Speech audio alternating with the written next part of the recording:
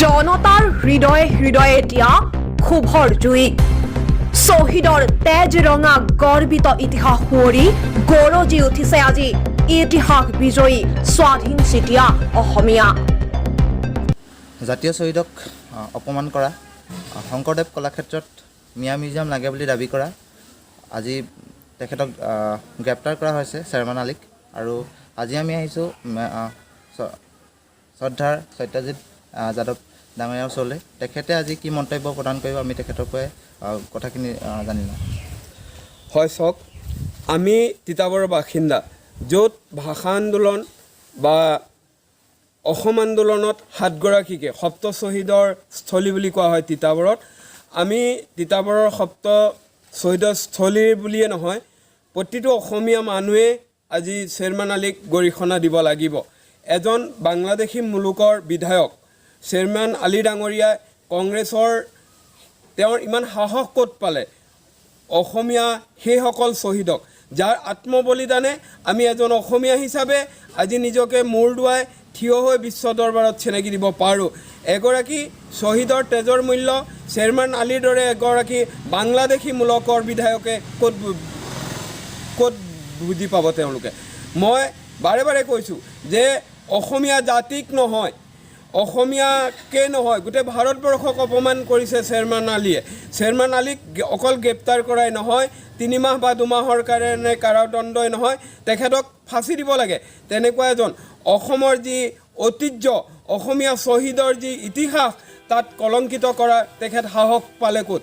তেখেতে অকল বাঘবৰ সমষ্টিৰ বিধায়ক বুলিয়ে নহয়, তেখেতে এজন অসমৰ সন্মানীয় বিধায়কৰ যি পদ আছে সেই পদ অতি সোনকালে খাৰিজ কৰিব লাগে।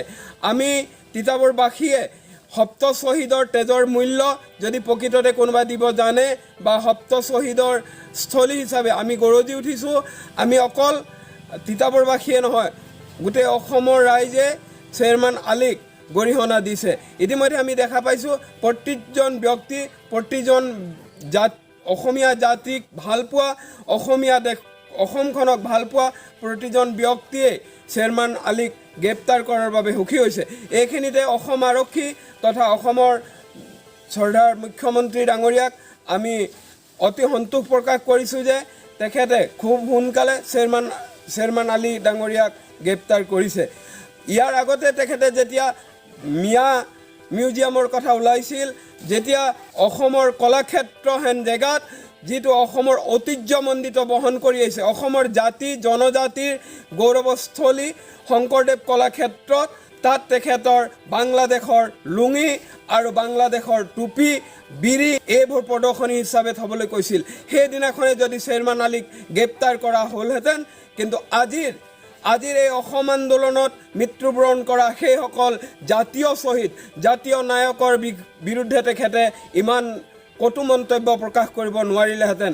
আমি চেয়াৰমেন আলীক অতি শীঘ্ৰেই বিহিত ব্যৱস্থা কৰিব লাগে, এক ন্যায্য দিব লাগে। যিসকল শ্বহীদ পৰিয়াল আছে তেখেতক যাতে উচিত শাস্তি দি শ্বহীদ পৰিয়ালে যাতে সন্তোষ পায়, তেনে এক সিদ্ধান্ত গ্ৰহণ কৰিব বুলি আশা ৰাখিছোঁ।